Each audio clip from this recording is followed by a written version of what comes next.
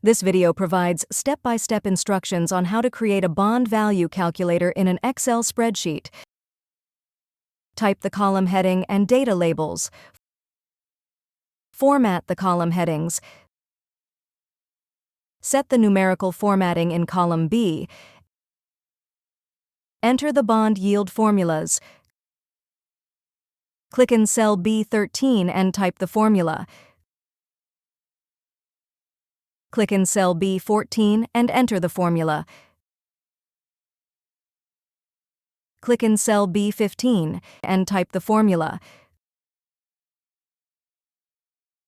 Enter the following values in the corresponding cells to test the functionality of the bond yield calculator.